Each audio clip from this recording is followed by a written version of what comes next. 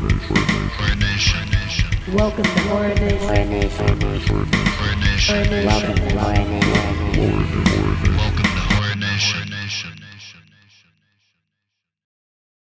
Welcome to the first episode of Horror Nation, the podcast. My name's Alex Napiwocki, and I'm a horror filmmaker. And I'm Brian, also known as Monster, and I'm the co-owner of Horror Nation. I'm still going to call you Cuz, though, right? Of course, cuz. So for the initial episode of Horror Nation, we decided to talk to Richard Trejo. He's a filmmaker, writer, and podcaster from Los Angeles, and he is fucking hysterical. I had such a good time. I had an amazing time, and I hope our audience does too. Trejo, do you remember the first maybe 5 or 6 film sets we worked on together? And you would just hum this fucking thing over and over again, and you didn't know what it was from, and it was like na na na. Na, na, na, na, na, na. And it drove us both crazy because we couldn't fucking figure out what the fuck it was from. And it was like trying to get a song out of your head without hearing it, which is the best way to get a song out of your head. And then the 7th set we were on, you were just like, oh my God, dude. Bill and Ted. Yeah, Bill and Ted. Oh, yeah. That dangerous something. Yeah, now dangerous. Who I'm talking about, yeah, dangerous. Yeah, dude. That was like once I think there were many moments. That was one moment where we knew we were bonded for life because it was like if you automatically we both have a song in our head, and then one day when I'm like, oh, it's this, and we both are like, yeah, and it's like you've experienced something that's full circle together. It's pretty beautiful. Oh yeah. Yep. Yeah, dude. And then another good example was Rock and Roll High School Forever. Oh, you can't go wrong with that movie. Can't go wrong with Rock and Roll High School Forever. Most people would argue with all 3 of us. 100%. Yeah. But they would also argue that Halloween 3 shouldn't have been part of the series. Oh, Halloween 3 is amazing, dude. That's what I'm saying. Yeah, Halloween 3 is amazing. I'm sorry. Season of the Witch was such a good flick. And score was on par. It's everything was so good about that movie. And then they were like, no, we want Michael Myers. It's get out of here. You know what? My favorite Halloweens is 1, 2, and 3 is by far my favorite. But they could have ended the whole trilogy there, you know? Yeah. What, dude? Then we would have no Paul Rudd. We wouldn't have any Busta Rhymes. Busta Rhymes. Oh, you know what? You wouldn't have had any LL Cool J. 0 Josh Hartnett, bro. What would we do without it? Come on. Dude, and then also 0 Alan Parrish. I don't know the guy's real name, but it's the kid that played Alan Parrish in Jumanji. He was in one of them. I think it was Resurrection or something. Resurrection. Yikes. That piece of shit. Yikes. Dangertainment. Dangerous. Yeah. Right? See? First callback, bros. Yeah. So, Trejo, we're not just gathered here for a podcast. This is actually an intervention. I thought we should let you know, bro. But we care about you. Oh, thanks, guys. But which thing is it? What addiction am I going for? Yeah. Which thing are you most concerned about it being? As of right now, man, I feel like all of them have led to this moment, and this moment has kept me alive. So I don't know, dude. I feel pretty good about life. You know what, Brian? I say we call off the intervention. Yeah, you can't argue with it. It's over. Yeah, dude. I'm. You know what, man? It's a steady diet, of horror movies, marijuana, and good times. That's it. Yeah. You should keep those 3 things going. Yeah, you can't get rid of any of them. Otherwise, how to survive a pandemic. Dude, that's the pandemic handbook right there. That's what'll get you going.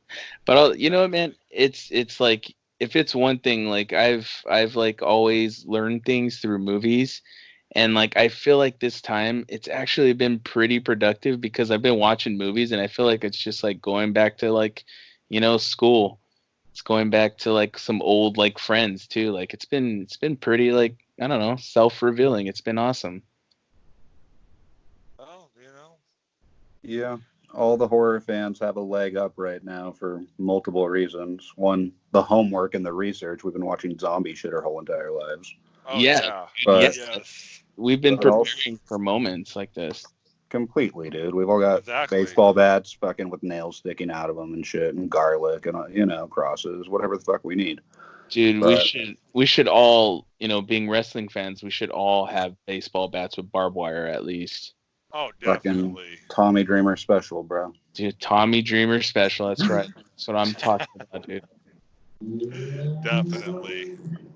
And Well, also, I guess social I should. isolating is no problem right now because, we're fucking horror movie nerds. So, we're all just catching up on our shit, right?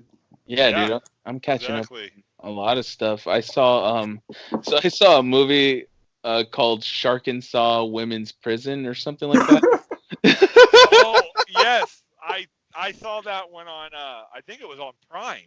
Yeah, it was. I can't remember, but it was. I watched it virtually with the chefs. Our buddy, mutual friend Chris Sheffield and Stephanie Sheffield. They're a husband and wife. Amazing film talents. They're so good. And I was watching it, and we were just texting back and forth, and it's like it's so bad, but it's one of those bads where you'll be totally entertained. And it's Oh like, wow, yes, yeah, it was. it's like the whole time we were just like, hey, I feel like someone was trying to write like a horror shark porn, but then what ended up happening is they were just like, you know what, like let's just try and like release this out, like you know what, let's try and make it legitimate. But at that point, they had already shot everything and they just cut out the juicy parts. So it was Pretty like much. it was like, dude, the whole time I was watching, I'm like, man, this is like it just reminds me of something. I can't put my finger on it. It was, I know what it is. Bow, wow. Yeah. Oh man. Well, before we get too far into this, I want to just say this is the first episode of Horror Nation's podcast. I am your host, Monster, with my co-host over here, Alex. Hey. And we have a special guest today, Mr. One and Only Trejo. Hey, what's up, everybody? How you doing? That's Richard Trejo. Richard Trejo, sorry. No, that's I went with the whole Mister. He is Mister. that was nice. Exactly. It was like everybody knows me as Trejo anyway, so it might as well just be that way. Let the whole Exactly. world know. We will just refer to you as Trejo for the rest of this. Thank you. Yes, we will. And that goes for the world. Everyone call me Trejo. That's cool. And I think I can't think of a better beginning to this whole podcast than us just nailing horror at the beginning like that. I mean, how great of a start was that? It's pretty good stuff. I'm pretty excited. I hope it's going to be okay. We'll find out. Yeah, we'll I'm find out if we assuming. ruin it on the way through. Yeah, our only hope right now is that people are bored enough that they actually listen to this right now. But Well, we're at a in good quarantine, chance. Yeah, being in quarantine for hours a day and for so many days, I think we stand a good chance with this one. Yeah, I think you guys are fine. And plus, I gotta be honest with you, like we're pretty entertaining, and Yeah. like I'm like I've laughed several times while doing this right now, so I feel like we're okay. It's going to be a time. But now that we've said it out loud, we will be the least funny we have ever been. Sorry, people. Now it's just gonna Probably. be like we're gonna be going the whole time like Like, so. Why am I not turning this yet? Oh man, you know what, dude? We are funny and we're gonna kill it. I'm telling you, I could predict it. I could already see it. We're killing it, guys. Yeah, yep. We have the whole 3 listeners in quarantine on the ship in San Francisco that have not been rescued yet. Dude, we're at 3 and counting, man. 3 and 3 counting. county. 3 and counting. But yeah, these thank things you grow. thank you for having me though. Like I'm very happy to be like on the very first episode. It's a first for me. I've never been on another podcast's very first episode. Oh, man. Well, I've thank you never for had joining a us. first episode, so Yeah. we're going at it together. It's a lot of I fun. thought your other podcast had a first episode, no? Yeah, yeah, that's true. Yeah, see, don't discount yourself. You're a pro, bro. But Trejo is also a pro when it comes to this podcasting. Isn't that what brought you into the horror world in the first place? Yeah, dude, podcasting is what got me my first gig, which was through where we met, Napiwocki, which was Candy's Lab season 2. I love that show. Yeah, dude, I got on it because I had Neil and Brian on my podcast, and we hit it off, and they were like, "Hey, your podcast sounds pretty good. You want to come and do some actual like on set sound?" And I was like, "Oh, I'll give it a whirl," and it worked out. Now I'm here. What a fucking snowball effect that was. It was nuts, dude. It was nuts. That was a good time though, Napiwocki. It was a cool set because we had like a whole group of awesome like indie crew already, which was an amazing resource. But we interviewed like what 12, 15 of the best people in fucking indie horror. Like, Dude, like it was like we had Paul Stephen Edwards, Jessica Cameron, Alex So who played Wendy in Doctor Sleep. she was so fantastic. She did great, dude. She killed it. Lisa Wilcox. Yeah, Lisa Wilcox was on there. Darren Lynn Bousman. Camilla Jackson. Yeah, Darren Lynn Bousman. And dude, it was pretty invaluable. That was a cool little network to start a boom out of. It was a solid. And it was entertaining too. I mean, like I said, I loved that series. It was fun, dude. It was a good time for sure. Yeah, dude. Candy Fear was a hell of a character for sure. Oh yeah, for sure. Stephanie Gale Williams, hell of an actress. Yeah, dude, she's great. She's so good. She kills it. But yeah, dude, that's kind of like, yeah, that's what started it all. Ever since then, I've been just, trying to make as many movies as I can or be involved at least. Is sound still your main Yeah, you know what? go-to in film? It's like it's kind of the one that I always like fall back on. Like I'll always get asked to do sound gigs, and it's the one that I go back to when I need to. But for the most part, I'm trying to push out of that and get more into like the camera department, and like camera lighting, all of that, and also eventually like directing and just kind of doing Being it all around source. Yeah, like I'm trying to like fill out every spot and see what clicks. And I know like throughout my life I've always appreciated music, so I've kind of like navigated through that realm. But then like my end goal is to just make my own flicks, like things that I know like I can put all of what I know into. And like kind of like what Robert Rodriguez does. I love what that guy does, and like the studio and like the empire that he created. I want to be able to just do that, like sit back and just make these movies and just have like a group of peeps with me, and we could just like sit down and make these movies together and fashion them in-house. Right. What are you working on right now? Anything? Well, before this epidemic happened. Yeah, before the end of the world. Yeah. Yeah. It's funny, one of the last things I worked on, I DP'd a short film for a actress, writer, director Nicole Sinaglia, and it's a movie called Drift, and it is a post-apocalyptic flick. Oh God. so like it's pretty nuts, dude. Like how that was like. Anybody to blame you guys. Yeah, we probably did it. It was I apologize, but the movie's gonna be beautiful, and then I'm sure when it comes out, it's gonna resonate with a lot of people. Especially since it it has a lot to do with what we're going through right now. Oh, nice. Yeah, it's really crazy. It's a good little flick, and it's a drama, which is something like for the most part I've been involved with, like horror films. Like Napiwocki and I have made some I guess like they're more like exploitation flicks, not horror films. So we got to like go outside the realm there, but like this is like the first like drama that I've actually worked on, and it's pretty. Yeah, it's pretty cool. It's more of a drama, not a horror? Yeah, it's more of a drama flick. Gotcha. Yeah, but I'm pretty excited about it. But a horror cast and crew doing it, right?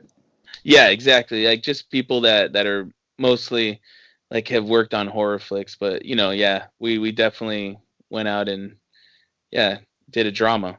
I love all kinds of flicks. Like obviously, Rock and Roll High School Forever showcases Oh yeah. exactly my taste of flicks. But I love. All right. What was your favorite part on Rock and Roll High School? I have to ask, just because we're on it. Even though, not horror, but who cares right now? Produced by Roger Corman. That counts. Produced by Roger Corman. Dude, here's the thing. So like, one of my any part with like the guards is my favorite thing, because those two guards crack me up, dude. Like when that one dude is videotaping the principal and she's licking that one dude and they're like, oh, she's licking his bosom. Dude, that part cracks me up. And then of course when they do the large appliance worship, when they have that church and they're worshiping the refrigerator and that refrigerator. Exactly. Thank you very much. You are divine. Oh my gosh, dude, that right there. And then it's because I like your lips and I like your eyes.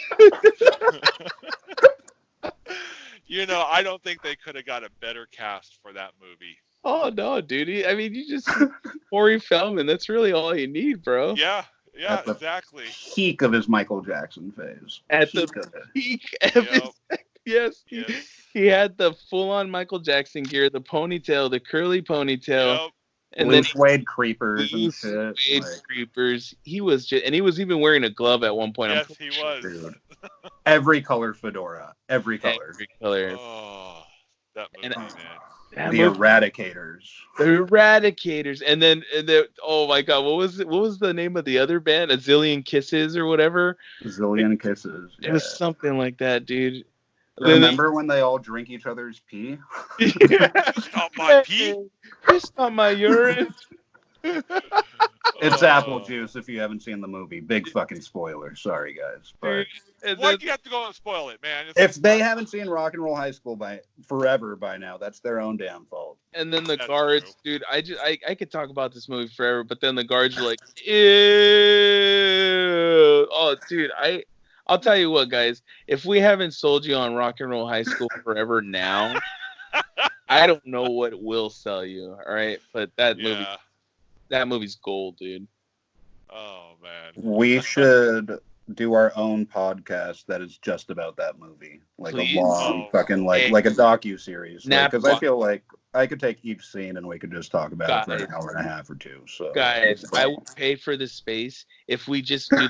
If what we do is this, like somebody like made a podcast and like two guys made a podcast about like it was a minute of Star Wars, and like they took a minute of each Star Wars movie and they watched it, and every episode was just them talking about that minute of Star Wars. What we do is we get a version of that, but make it about movies that are like lesser known, like Rock and Roll High School Forever, and we talk, or like Weekend at Bernie's Part 2.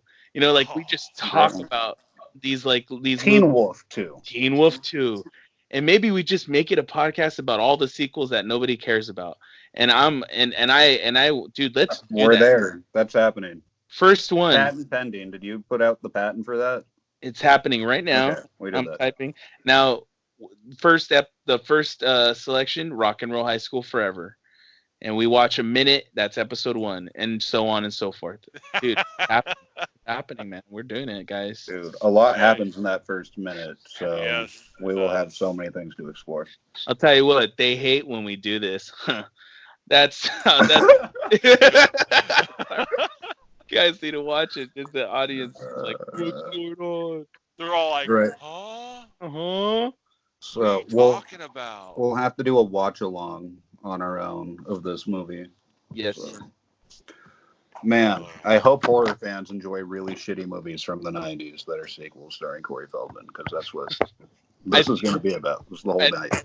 I think Well, there horror are fans, we watch shitty ass movies sometimes just because we have nothing else to watch. Yeah. Like I saw Rock and Roll High School Forever because the VHS was 99 cents at Pick and Save. And it was like, hey, Mom, can I get this? Because look, it's PG-13.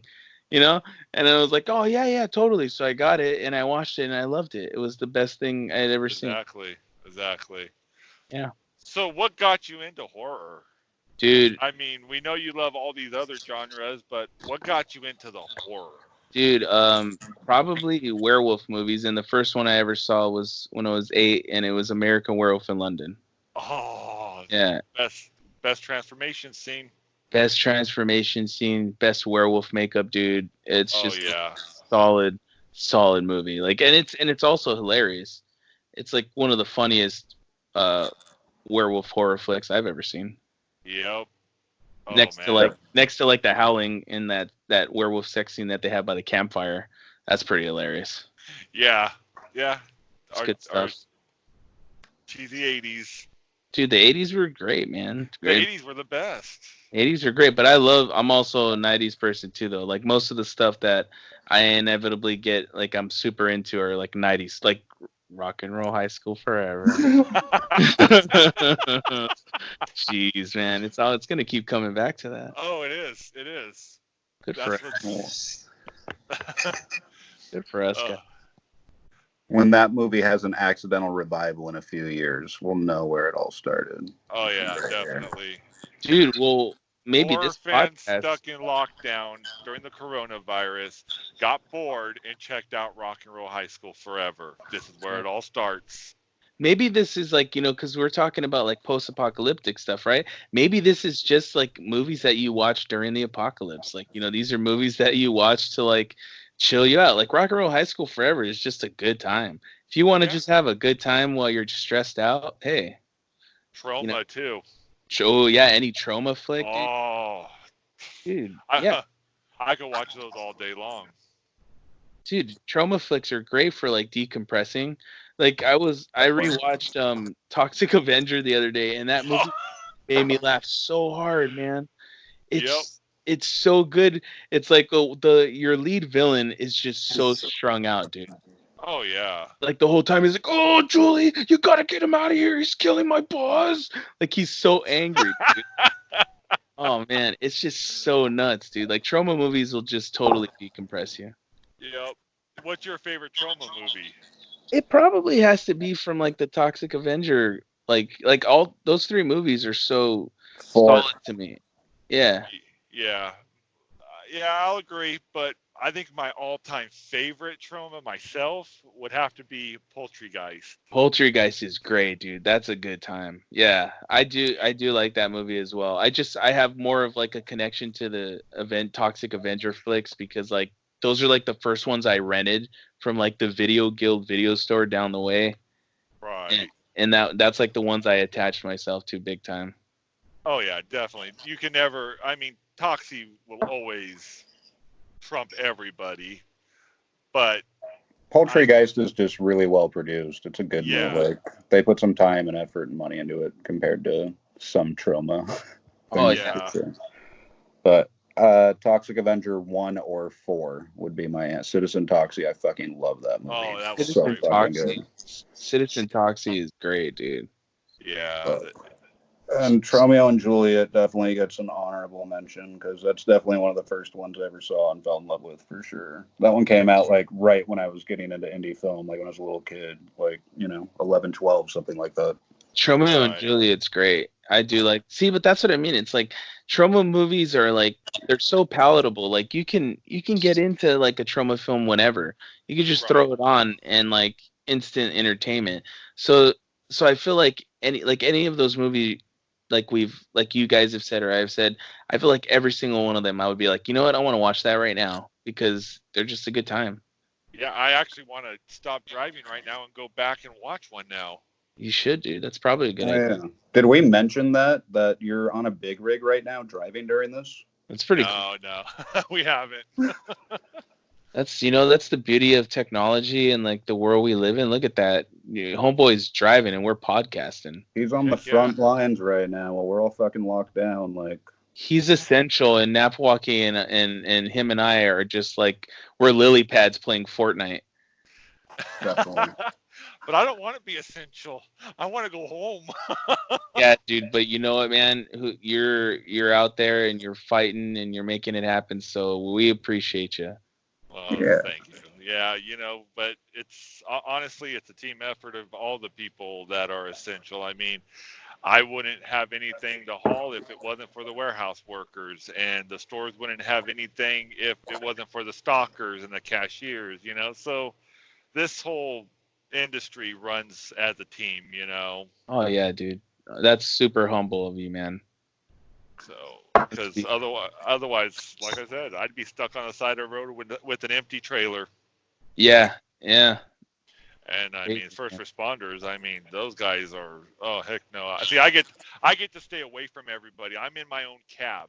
Yeah. You know, and when I do go out, I carry a big thing of hand sanitizer that my wife made me, so that I could just lather it all over my hands when I get back in, so I don't have that crap on me if somebody touched it.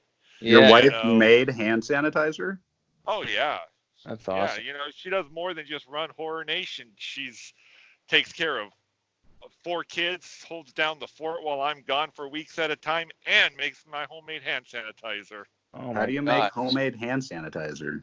I think she did like 70% alcohol, rubbing alcohol mixed with aloe vera and some essential oils to make it smell good. Ooh, I like essential oils. That sounds nice, dude. Yeah, it has a good manly smell too. I really like it. Heck yeah, dude. Sounds like piney. It Trejo does like smelling like men, so yeah, that's like a good smell for sure. And honestly, the stuff she makes is so much softer on your hands than the crap you buy at the store. It's like, I don't know, it seems to keep my hands softer and not so dry. The apocalypse will be won with hand sanitizer, dude. Yep. That's nuts, dude. You're on the front. That's like, you got the inside scoop. Your wife makes hand sanitizer. That's street level right there. That's crazy. Yeah. That's nice. Good. Yeah. You know, yeah, dude. You can use that to barter in the future. Yeah. Oh dude. God, yes. Yeah, dude. Like when it goes like Demolition Man style, when they try and change everything and push it to the I know some people that have used the 3 seashells at this point. So yeah, totally, dude. They're totally viable, and I've totally done the Demolition Man like hello, like when you stop your hands right in front of each other and then just like greetings and salutations. Yeah, do the greetings. I've totally done that now, and it's like, hey, the movies I used to watch are coming true, guys. Like, oh yeah, it's happening, and the only difference is like, you know, Donald Sutherland isn't trying to kill us like an outbreak. It's like it's just happening. It's a virus. Yeah, you know, this is what we all planned for. You know, I'm still waiting to find out if in 3 months' time these people come back and try to eat our brains and shit. Oh, dude, there you go. See that right we there. We don't know. That's a scary thing. It's like it could be like a Dawn of the Dead situation, and you know, like we're the enemy. Yeah. Oh wait, no, that's Day. Yeah. That's Day of the Dead, dude. That's a great flick, though. Day of the Dead is fantastic. Oh yes, it is. Day of the Dead is such a good movie. That's a solid post. What am I trying to say? Post-apocalyptic film. There you go. That's right there. We made a post-apocalyptic film. Yeah, yes. We totally did. We made Alex Napiwocki directed Drunk Zombies, written and directed, and that is an excellent post-apocalyptic film to watch during a drunken good time. Yes, that movie right there is a great quarantine film. You could watch that. You could pile them on. You could watch it 3 times in a row. It's palatable. 12 minutes long. It goes back quick. Every time I watch it, I wish that I was in that bar with them, just freaking rocking out like that, you know? Dude, it's the best. It's the best, dude. And to know, and then, I don't want to kill it for anybody. Everyone just go watch it because it's 12 minutes of your time. It's great to watch during this quarantine situation where you're like, what's going to happen next? This could very well be your survival guide. Yeah, it could. It's essentially 2 sober best friends that get trapped in a bar and find out zombies don't attack drunk people. Dun, dun, dun. There you go. It's on YouTube. It's on YouTube. Watch it out, guys. You won't be sorry. Yeah, dude. Do it, man. Speaking of short films, I think you directed a short film, didn't you, Mr. Richard Trejo? I did. And mine is on... Chroma actually released it even, now that I think of it. It's so true, man. Yeah, now that see, look at this is all full circling stuff. So I did Passing the Stone, which you can watch on I think it's Grindsploitation or Meltsploitation 4, right? Grindsploitation 4. Grindsploitation 4, and it's like you can watch it there along with Alex Napiwocki's Blue Balls, which is on there too, which is another film that Napiwocki directed and wrote. Blue Balls was great too. And it's great. It's another good one. Thank you, guys. Passing the Stone is very much a trauma movie. The lighting, to the way it's shot, how like comedic we are with the violence and just in general. It's a grade A acting. The ending was just so priceless. that was my. I just wanted so hard. I mean, when you see like Colton, one of the actors in there, he's the dude without the shirt. He's the one with the muscles. like whatever. Anyone who's met Colton, he's just outrageous. So it's like it's only like appropriate that it just ends with him just like straight up yelling at the camera, and it's so like that dude is just so like I don't know. Colton's the best. Everyone meet Colton and like get to know him because he's amazing and so talented. That dude's great. But Colton Wheeler, actor extraordinaire. We love you, buddy. Dude, but yeah, Passing the Stone was so that was fun. It's a countdown. It's a New Year's Eve movie that has basically a countdown to hell, and Charles Chudabala is at the forefront of it. He's another super talented killer actor. Yeah. Yes. He's in everything. Everybody will know Charles Chudabala. He's gonna make it huge. Yeah. I can feel it. He's just that good. Yeah, dude. And overall, like, Passing the Stone was fun. I had a good time, and yeah, it's a trauma movie. You can watch it now. You can buy it. It's on Amazon Prime. Man, I'm just thinking back. That movie was a trip to make, dude. You remember we were gonna do 2 cameras? Yeah, we were. You were supposed to be the main camera. Yeah, dude. And then I was like, oh, Napiwocki, I'm just gonna direct.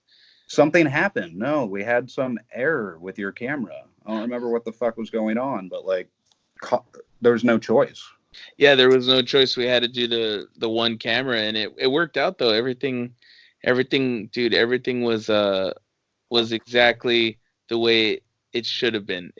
I love Passing the Stone, and it to me, like it's kind of like exactly what I'm about, which is like I like movies to be a good time. I like that for them also to be a little bit uncomfortable, because I feel it's definitely a little bit uncomfortable. Yeah. Just a little. Yeah. It's a hell of a good time. Yeah, it's a good time. Like I want people to have fun and like laugh, but also I feel like if you're not like slightly uncomfortable watching a movie, then you haven't really like experienced it, you know? Oh, definitely. Yeah. I agree. Yeah, dudes. Fuck yeah, man. Yeah, brother. Yeah. So you said it's on what site? You can Amazon. You can watch it on Amazon Prime, I believe. If you're Amazon Prime. The movie is Grindsploitation 4, Meltsploitation. It's a trauma release. And it's a anthology of, I don't know, maybe 20 short films or something like that. But Passing the Stone is on there. And then the very last one on the whole entire thing is Blue Balls. It ends before the credits. Description. We'll go ahead and put it in the description of the episode so people know where to look and what it's called and stuff. Yeah, dude. We'll put like his stats on there and like he likes long walks on the beach. And I love long walks. Well, not anymore. No, not allowed, bro. That would be...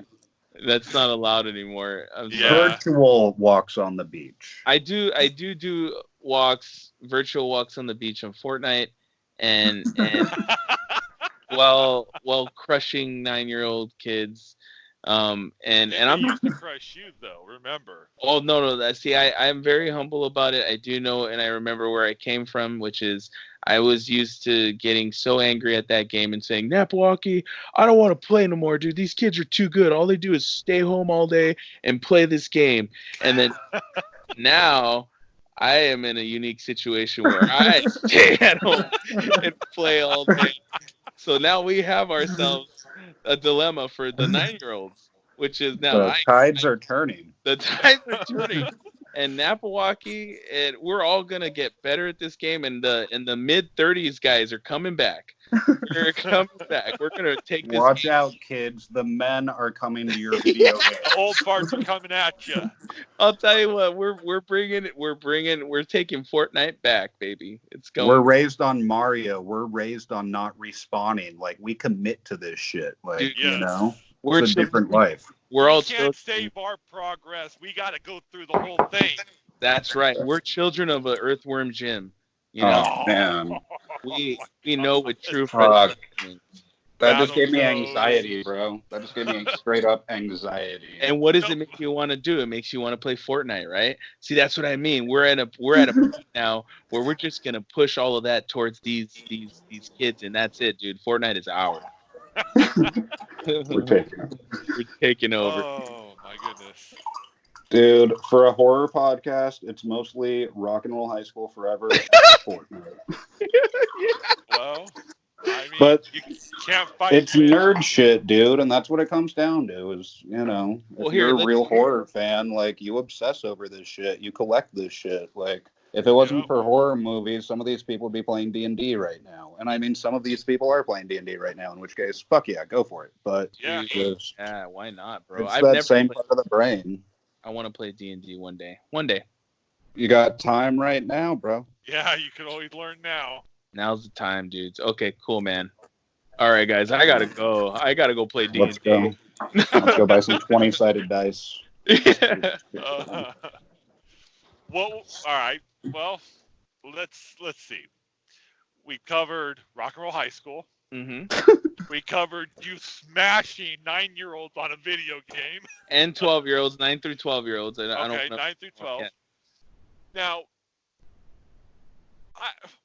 since we're talking about killing 9 through 12-year-olds, what's your favorite death scene on a horror movie? All right.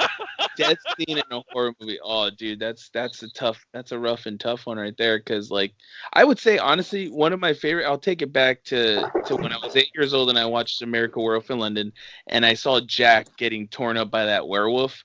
Like, that's like one of the craziest death scenes to me because it was so brutal. Like, it was just so like that was like, and like, I feel like Animal Attack is probably one of my, like, that like scares the heck out of me. Like being attacked like by a lion or like getting torn apart by something like that. That's probably like, yeah, that's the worst case scenario for me. So watching that scene was like one of the scariest, but also like one of the best death scenes I've ever seen. Yeah, I'd have to agree. That was My answer would have to be the basketball scene from Deadly Friend. Oh, dude, good call, man. Oh yes. And yeah, dude. It's just quick, it's to the point, but motherfuck, first time I saw that, I went, fuck yeah. That's I was effective. Like 9. It was fuck yeah. Yeah, dude, that's effective. That's a good effective death scene. Yeah. If anyone hasn't seen Deadly Friend, you're welcome. Yeah, dude, that's a must. What about you? What about you, Brian? What's your fave? My favorite death scene, it would have to be like a Massacre death scene, but you can't beat Dead Alive's lawnmower scene inside the mansion. Oh, yeah. Oh, That's you like just, one of the best. so that- colorful. Yeah. so beautifully done. The effects of it. The whole lawnmower scene. I mean, just Perfect. the fact that you picked up a lawnmower and fucking ran through the zombies and shit. You know, it's like that's art right there. It's art. It's perfect. I agree with you, dude. That is. I didn't even think about that. That's such a good scene. It lasts forever. It feels like, too. Yeah. I mean, when I think favorite, that's what pops in my head. Dude, that's crazy, man. You know what movie I want to watch right now? Judgment Night. Judgment Night, dude. Now that's a soundtrack right there. That's a soundtrack, dude. And dude, talk about a crazy death scene. Jeremy Piven dying in that movie. Spoiler alert: he gets thrown off of that building. Dude, that's right from the bad guy from The Mask. Oh yeah. That's right, man. I forgot about that. Oh, The Mask. I'm gonna watch that too. Thanks, man. Fuck, dude, I'm gonna watch Judgment Night, dude. Cuba Gooding Jr., Stephen Dorff. Fuck, dude, what a good movie. Even Dora, dude, it is. It's such a good movie. Dennis Leary is the bad guy. He's like the main villain. See, look at it. Made you drop all your stuff, right? It made you everything. Fuck yeah, bro. Judgment Night, dude. I'm just thinking about everything. I'm picturing that RV with the fucking 8-bit Nintendo in it. Ooh, And now then, you're talking. God. And then they run over the guy from the 21 Jump Street ripoff. What was it? Miami Heat or some shit like that? Oh, Anyways. New York Undercover. What was it? New York Undercover. Yeah. New York was Undercover. They totally Michael, run over New York Michael Undercover. DeLorenzo. Michael DeLorenzo was his name. This is why I love you, Trejo. Yeah, dude. I used to watch that show. Every episode ended with like an R&B performance at that club. It like always ended at the club, and it was like someone singing. It was like Sade or something, and it was such a good show. Oh man, good stuff, Napiwocki. Dude, the best. All right, we're gonna ram back the horror for like 2 seconds. You got a favorite director, Mr. Richard Trejo? Okay, director. Honestly, dude, I'm gonna have to say, wow, this is tough. And we're going horror. Yeah, so like horror movie, I'm gonna do like a guy that's like he's always. I feel like I'm saying this only because he's like killing two birds with one stone. John Carpenter, because he's a great horror director, but also his scores are like fantastic. So like I feel like I have to choose him because like I also want to like direct and like direct more things, and then I also want to score them. So I feel like he's like someone I look up to. Oh man, that is definitely the right answer. It's good stuff, dude. Fucking man. Definitely. Yeah, dude. It's like once you say John Carpenter, it just pretty much removes a lot. What's your favorite Carpenter score? Oh man, this is rough because it's like you have an iconic one like Halloween, right? The Halloween theme. But like the one that I like instant, and it's one Napiwocki that we've experienced, so you know how I light up when I hear it, and it's the Assault on Precinct 13, dude. Fucking doom. It's just so simple but so effective. Same with Halloween. Yeah, true, but that motherfucker takes 2, 3, 4 notes and just hammers a whole movie full of it, and it's amazing. And that's what makes him genius. He's been hammering the same notes for years, and he knows, like, he has a good formula. His formulas are great. Like, I love the fog. The fog theme is one of my favorites. Dude, They Live has an amazing theme. Like, that's it. Like, it's hard to pick one, but like, I guess if I had to choose two, it'd be Halloween and then Assault on Precinct 13. I would have to agree. Yeah, dude. Oh my god, I just remembered when we saw him play Halloween on Halloween. It was the best thing in the world, dude. It was so much fun. My gosh. Good times, guys. You know what?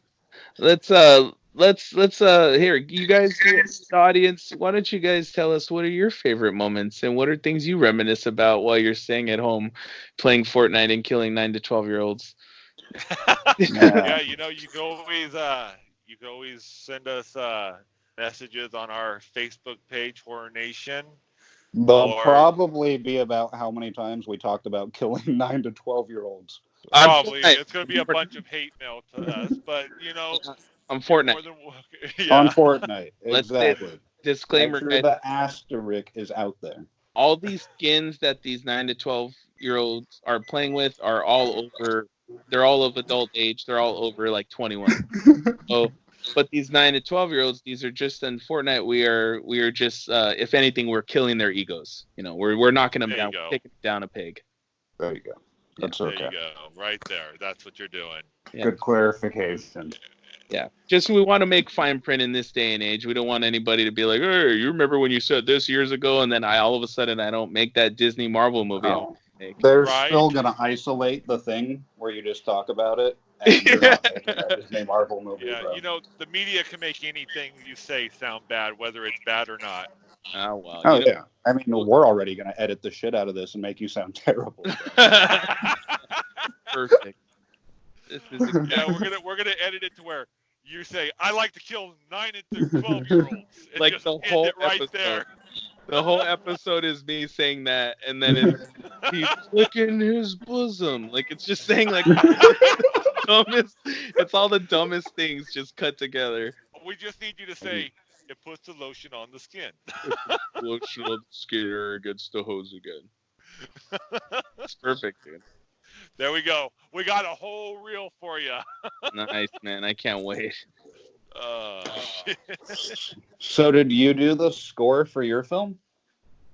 For Passing the Stone, it was Nilbog, which is a hybrid of you and I in Napiwocki. Oh man, now that answer makes me feel like I asked a question about me, which is weird, but I was just trying to find out about you. But yes. Yeah, dude, I like Passing the Stone score. It's super. Yeah, You it keeps laid the down a energy. foundation, and I kind of came in and threw a little melody, and then you just kind of repolished back on top of that and added fucking Trejo flavor. Dude, I just added we just like things that sound big, you know. And what's the band name? Nilbog, dude. And if anybody Nilbog. that's a fan of horror films or bad horror films, you should know what that is. Or the worst horror film? The worst horror film of all time, some would say. Fucking Troll 2. Troll Goddamn. 2. Man. Love it. Love it. Good stuff, man. I'm gonna watch that too. Right? Yeah, We're making a quarantine list. Quarantine list. There you go, dude. Yes, there we go. We got to make a quarantine list. That's Horror it. Nations Yes. quarantine Oh list yeah, right we there. should actually have that for sure. You should. Yeah, We you should. You should tag it with this, and honestly, put what we've already said, which is Rock and Roll High School Forever 2. Wait, there's a Rock and Roll High School Forever 2? I'm sorry, There's a no, part 2? it's just Rock and Roll High School. I didn't mean to get your hopes up. Sorry, yeah, guys. you You got just my got hopes me- way high. I Wait a was just minute, like, guys. about- We Is could that what- totally make that because Corey Is filmed. this our calling? Yes. yes. This is Yeah. what this is all led to. We're not even a podcast. This was just a fucking brainstorm. We need to send this whole podcast to Corey Feldman Yeah. because I've obviously, been live streaming it straight to him. So oh, dude, I would love. I'd be like, Corey Feldman. Let me tell you something, dude. I would love to direct Rock and Roll High School Forever Part 2. If you would just please give me the opportunity, I know I can make you the sequel that you never wanted. And like, Who would you have play Eagle Bauer? oh, Eagle Bauer, dude, Eagle Bauer. Oh my gosh, I don't know, dude. Who would I have play Eagle Bauer? I'm trying to think who looks like Eagle Bauer that we know. Well, because it's two completely different Eagle Bauers. Like, because the first one's Richie Cunningham's brother. Yeah, that's right. And then the second Eagle Bauer was some like other dude, like Just some dude in a fucking shoulder padded 80s jacket in the 90s. dude. Maybe I'll just ask Ron Howard's brother. No, that would make way too much sense, dude. Gotta get like Ron Jeremy or something. Oh, down there you go. You said it, and I'm sure he's available. He's available. I mean, he can't be at the Everybody- Rainbow right now. The bars are Everybody's closed. available right now. That's true, dude. You're right. We could totally just have everyone shoot this remotely, like Arrested Development season 4. Oh God. You know, like I hope it doesn't suck that bad. But well, we just bank on it like being that bad, and then like it'll just wrap itself around and be good. there's only one way to find out. We're doing I'm it, guys. calling Ron Jeremy. Nice. I'm tweeting him right now at Ron Jeremy. Okay. Rock and Roll High School Forever Part 2. Dude. Unfinished business. The Eradicators are. The Zillion Kisses band is still just locked in the gym. They still haven't made it out all these years. Oh my gosh, dude, that would be Can't wait. right there. Let's do it, guys. We're doing it. No, it's bigger than us. We have, no chance. So, We need to get that James Cameron money. Yeah. Pretty dude. much. Pretty So- much. What's your favorite part about making horror movies, bro? favorite part about making horror movies. Yeah. Let's see. I think it's mostly just like having fun. Like I just have fun making horror movies. Like it's like whether it be making something look scary with like the lighting or like making something sound scary. Like it just in general, like I think the fun part about horror movies is that you could just realize all like your fears in one place and get them all out. It's like stress. It's a stress reliever for me. Fuck yeah. Film set making movies is a stress reliever for you? Yeah, dude. The And whole now, rest of the movie industry would disagree. well, now here's the thing. The prep for them and like everything it takes, like leading up to a movie is stressful. Everything afterwards is stressful, but everything kind of in between for me is like zen. Like that's like that's the part for me that's like where like I feel like I shine is when I'm on set because I can do anything I can to try and problem solve and get things done, and I feel like that's when I'm like the most focused. So I feel like when everything in between, like leading up to like making the thing, is like yeah that stuff is pretty terrible. I'm so garbage at pre-production, and it's yeah. Oh, no, you're not, bro. You're good, man. I'm pretty like I know my strengths and I know my weaknesses, and that's definitely like my triceps weak.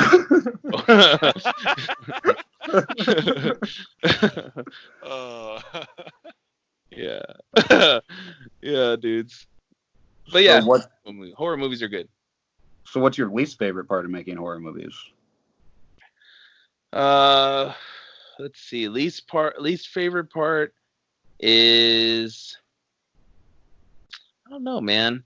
Like probably pre-production, like for like everything leading up to like shooting it, and then like even in post, like that's a stressful part. But I still have like fun because of the music and the sound design and stuff. But I would say if I'm like being paid to do something, the worst part is literally post, because when you're being paid, it's like you have to get things done by a certain point. You have to have a certain schedule. Like you have to things just have to be a certain way, and it's like that feels a little too much to me like work. Right. And you know like and I never associated this with work. It was always just like, hey, if I can make some money while I'm having fun and doing something I love, then like that's perfect. And then so once it feels like all of a sudden I have a boss, and I feel like if I have that whole thing, like then it becomes like tainted for me. So that's why now I've kind of steered clear of that and only do like set work or writing. Like I'll write and stuff, but like for the most part I like the set stuff. Everything pre-production to me is I mean, I like post if it's for us, but that doesn't have that timeline and it doesn't have those constrictions we're creating when we do it. Like exactly, dude. Exactly. And if I can just be like, if I can just do something freely and not feel like I'm like being hounded or like, and that's the thing is like if someone's paying me, then they're in the right. They should want things a certain way, So that's why for me now I know like I just want to like do post stuff for my projects. And I know it sounds selfish, but it's also to help other people because I won't be able to give what I know I can give. So like for my stuff, like that's what I leave post for. Post is fun. It is fun when you're doing it on your own. totally. Yeah, dude. So do you have a favorite film set you've been on? Ooh. Favorite film set. Dude, okay, I gotta say this. I did sound for this short film I would say late last year, and it's gonna be like a 20-30 minute short film, but it's called Grummy, and it's a fantasy horror film, like a dark fantasy horror film, and it has to do with a little girl who has an imaginary friend named Grummy, and like Grummy is like her protector. Grummy is her everything, and it helps her deal with like a pretty tough situation. So the movie like was amazing to be on, and they used like actual like animatronics. So they had like a dude in a suit, but like the face moved with like servo motors, and they had like 5 people, like one person moving like the eyebrows, one person moving the nose, one person opening the mouth, moving like the mouth, everything, like the ears. So that was like cool to be a part of because it was my first time ever like being on and also like it was just like they had like a 360 setup. So like, and it was, the movie is comprised of like two massive sets. And so when they were shooting on one set, they just brought out the, the camera was on a crane. So all they needed to do was swing it around on the track. And then they would be in that set. And then like when we had another, shoot, they would swing it around and it would be on another set. So it was like, yeah, dude, it was a really cool movie to like see made and to be a part of. And that I'm sure it'll be coming out at some point. Oh, nice! Can't wait to see that one. Yeah, it's in post right now, so I can't wait to check it out. It was just a good movie to be a part of. Right. So, what was the craziest thing that's ever happened to you or someone while you were on set? Craziest thing that's happened to me. Oh man, I'm trying to think of something that won't get me in trouble. Craziest thing that's ever happened. You know what, man? Most of it's been like, like the only crazy things that have like, I can't really think of like a moment that's been like, oh my gosh. I think most of it just has to do with like, I don't know, like I didn't know how much endurance I had until I was on a movie set. Like sometimes you're just on the set for like, I don't know. I was, the longest I've ever been on set was probably like when we did our buddy Hunter Johnson. He did a movie called Serena Waits. Yeah, and that we did an entire day of shooting. It was like, I can't remember how many pages it was, but it was like, and it was an amount that even to this day. They were 30-page days. Yeah, it was like 36 pages or something like that. Wow. On the one day, and we were shooting from like early in the morning until like 2 a.m. And for people not on movies, you generally film like a page to 3 a day, generally on regular movies. 30-page days. Anyways, sorry, Trejo. Back to you. No, dude, no, it was nuts. It was a crazy day, but like it was also super fulfilling. Like that was like at the end of that, it's like you can't help but feel like you did something. Oh yeah, man, made a fucking feature in 3 days. It's insane. Yeah, super insane, dude. A cool one, a topical one, some good acting, it's a good ensemble. Yeah, totally, dude. I'm pumped about it. I can't wait.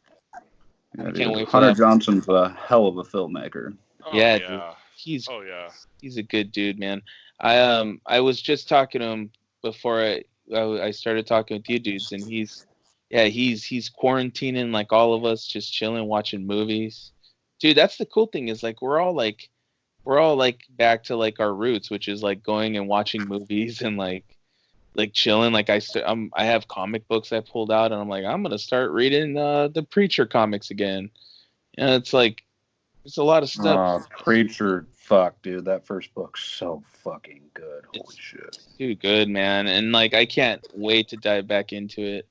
But right now, dude, there's so much stuff we can do to like, I don't know, refresh our minds, like re-energize our creative spirits. Yeah, because I'm sure that after so long you guys start getting writer's block and stuff, right? Yeah, I feel like writer's block comes with like the everyday stresses, and I feel like that's kind of been like lifted from us in a sense. I know there's still things to stress out about, and there's still things that are like, looming around us, but like I feel like when you're already being threatened with like a virus that's like spreading pretty crazy and is like killing people, not just old, right. It's like when you're faced with stuff like that, you're like, hey, like it makes you think about like the reason you wanted to do anything in the first place is because you just wanted to do something that you love or have fun. And that's what we kind of all forgot, was to like chill out and have fun. Right. Oh yeah, I could see that, with the whole stress of every day, and then on top of it, trying to make something that everybody's gonna love. You know. Yeah, dude, that's the challenge. I think, and that's kind of like what I want to focus on more in like stories that I create. It's like I just want people to have like a good time. And that's what movies are about. Just supposed to have a good time, and even if like we're experiencing things that are pretty messed up, like I feel like you can, like when there's like a movie that just hits, like if you're watching Martyrs, that movie's completely messed up, and Oh it's God, like yes. it's so disturbing, but it hits like that's a good time, because like in the end, like you watch that movie and it's like it's such a cool like wraparound, like everything is completely like messed up, but in the end, like of that movie, you can't help but like feel like, oh man, I watched something that I actually had to participate in, you know? Right. Exactly. Yep. And you've mentioned a lot of great movies for a quarantine list of movies to watch. Martyrs, dude. Start with that. Oh fuck. Or Human So good. Centipede 2. Ooh, that's my favorite of the bunch. Oh Mine God, too. yes. Part Fuck. 2 is sincerely the best one of the entire bunch. Alex and I talk Exponentially better about than this the other all ones. the time. Exponentially better. Fucking Ex- accidentally they pulled art out of that franchise. I have no Oh, idea how, but it's so God, fucking yes. good. Dude, it's weird, right? Like I saw the first one and I'm like, hey, this movie's got something in it, I'm Yeah, feeling the it. concept's hysterical for sure. And Yes. then part 2 came out, and oh my gosh, dude. Exactly. It was like I couldn't stop watching part 2 at all. I watched it so much, dude. Oh yeah. I watched it so much. He And genuinely creeps me out. Like, do you know Yeah. how rare that is? One of in the- I fucking watched film? it just last month, actually. Now that I Dude. mean, one of the best villains, man. And like not only that, like everybody in that movie's a villain except for like, well, even the centipede people, like they're still kind of villainous. Like, you know what I mean? Yeah. Like Right. there isn't like a redeemable quality in any one of them except for technically like Lawrence. Like the the dude that creeps us out the most, like he's the only one that's still in some way like to him like he loves this movie so much that he's Right. like the only one with like this like weird eerie like innocence, right. It's like you almost feel sorry for him. Yeah, he's the only one with redeemable qualities, and the one that's doing some of the worst stuff in the movie. Right. So it's like, yeah, dude, that movie is fantastic. I love that movie. I have a shirt with his face on it. Oh, nice. Yeah. Very nice. Yeah. Fuck yeah, bro. Watch Human Centipede 2, then watch Martyrs, and then watch Solo 150 Days of Sodom. Oh God. And then take a shower. Salo 120 Days of Sodomy. Oh my God. I watched it once, and I don't think I could ever pull myself to watch it again. Yeah, and then you know what, guys? After you take a shower, palate cleanser would be Cannibal Holocaust. Watch Cannibal my favorite. Holocaust. And then I when I went to New Orleans and I bought there was a Cannibal Holocaust hat in one of the goth stores that were there, and it was the best hat, dude. It's my favorite hat. I'm gonna wear it forever, dude. That's like me with my Clockwork Orange hat. I wear it everywhere. Yeah, it's like dude. I've had this Excellent thing movie. for years, but I wear it every day. It's my hat. Yeah, dude, it's your hat. I understand that 100%. And I mean, with my Clockwork Orange hat, my horror shirts, and my horror vest, I mean, people are always like, "Oh, I love your vest. I love your hat. Who made those?" Yeah. Well, Chad Cherry made my hat. Just putting that out there. He's a Nice. great fashion designer. You can find his stuff on Etsy. My vest I made myself, though. Nice, dude. That's cool. But, Yeah, dude. I mean, I love hats. Napiwocki and I are always wearing hats. You could see all our pictures on Instagram. Pretty much like 50% of them are with hats, or maybe more. We do like it. We're big fans. Sometimes we wear the same hat. Sometimes we do. Yeah. If I'm not wearing a hat, I have my hawk up. Either way. Dude, that's I can't cool, do man. that. I used to have a hawk back in the days, and it was a pretty cool one. It wasn't ever like it wasn't ever like a nice like regal one. It wasn't like massive, but it was super, like it was cool. It was a hawk. Your hair just naturally stands straight up. It does, dude. But nowadays it's kind of, I've trained it because it's longer. Because it's now. I always said if it ever got to a time where there was post-apocalyptic times, I was gonna just grow my hair out, and I was just gonna go for it. So my hair is growing, dude, and there ain't no chance of me cutting it because they've closed stuff. So guess what? I'm just rocking this, dude. This is what I'm going with all the way until the zombies come. Yeah, I'm gonna grow my hawk out until then. Do it, dude. I'm just growing my hair out. It's gonna be great. I can't wait. Sorry about that beeping, guys. Oh, don't worry, dude. Beeping's cool. It'll go away, right? Yeah, I'm just going down an incline, so. This is when you're podcasting with truckers. This is what's going on. Yep. Dude, You'll get weird little noises here and there. I'm into it. Yeah, you are. I call this my 18 wheels of horror. Oh yeah, dude. Horror Now or terror? I'm not sure yet. Either way would sound cool though. I like it. Either way, it's dope. What's your favorite horror trucker movie? I'm asking both of you. Oh, Maximum. What is it? What's that? Overdrive? Maximum Overdrive, dude. Maximum Overdrive is so good. Yeah, I love Maximum Overdrive. That's such a cheesy, lovable movie.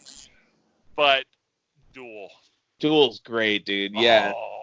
Duel is tension, man. Duel hits the actual horror. That's white knuckle. Yeah. That's white knuckle stuff. Another one that hits the actual horror is Bunny Game. Oh, Bunny Game's fucked up. Side note for anybody that's listening to us, Bunny Game's fucked up. We just mentioned a whole bunch of movies, but that one's fucked. That one is fucked. A great way. But it's gorgeous. It's shot really well, but it is violent and brutal, and it is real. I mean, the people that are violent in it are the people that made the movie, so it's okay. Oh, yeah. I like all those adjectives. Have you seen that movie, Trejo? No, dude, that's why I'm gonna watch it now. The camera work is literally phenomenal. You'll love it. But it's literally a skeleton crew of it's the girl who was like a writer producer, this guy who his only other credits are transpo, so he's just the guy with the big rig. He plays the bad guy, and then it's the dude doing camera sound edit. That's it. That's the whole fucking movie. Yep. But I mean, this girl, we're not gonna she gets fucking branded for real life in this movie. Yeah. They go everywhere. There's no limits to this film. Right. Nuts. So get ready to be uncomfortable. But then again, well, dude, I've seen a lot of really messed up stuff. yeah. Where were you going? Fucked. Oh, I was gonna say I saw. I've seen the Mac Daddy. I saw a Serbian film, and that movie's really jacked up, dude. This one is more uncomfortable than Serbian film. That stuff happens, but it's quick scenes and then it's over. Right. This is a long, extended, uncomfortable exercise. Have you seen the full Serbian film version though? The one that's they're not short scenes, bro. This is just one long thing essentially. This is one long torture. On Serbian film, it's scenes that happen. This one is just the whole fucking movie is just one long fucked up torture. Yeah, dude, it's fucking gnarly. Another great trucker one is Joyride, and Joyride's cool, dude. I like Joyride. Sometimes when I get bored, I'll get on the CB and go Candy Cane. Yeah. Well, you know which one wasn't it wasn't a trucker one. But it has to do with rest stops and stuff. Is Rest Stop. That movie's pretty messed up. The Rest Stop dude. Massacre you're talking about? No, it's just called Rest Stop, dude. Oh, it's just called Rest Stop. Okay. That movie's pretty crazy, dude. It's super cheesy, but also at the same time, there's some pretty brutal moments in it. It's got Joey Lawrence in it, and that dude dies in it. Spoiler alert. Oh man, I don't know if I can watch Joey Lawrence die. Yeah, dude. Yeah, you can. Is it as satisfying as when Paris Hilton died in House of Wax? Oh, dude, it's pretty satisfying. Although seeing Paris Hilton get it in that movie was pretty amazing. It was. I think I was that was the whole thing that satisfied that movie. Oh yeah, dude. That's honestly, man. I'm not that movie's to me, but that moment really made that escalated that movie for me. Exactly. Yeah. That was the best part of that whole movie was when she got I agree with whacked off. Yep. Yeah. Just like her in Repo the Genetic Opera, the best part was when her face flew off. Yes, now we're talking, dude. Repo, that movie's Oh, my crazy. favorite movie. My Yeah. favorite musical, I should say. Yeah, 100%. Dude, good stuff, bros. Yeah, bro. Dude, so are we all gonna play Fortnite after this or what? I've been playing Fortnite this whole time. You guys haven't been on? No, dude, I'm on my computer, so I can't Oh, play yeah. right now, dude. I have my blinds closed on my front window and have a big TV put up there, and I'm playing Fortnite. I'm driving with my knees. Oh, That's fun, dude. That's really Yeah. talented. I have GPS. Luckily- It tells me when I need to turn. Yeah, dude, that's true. Yeah.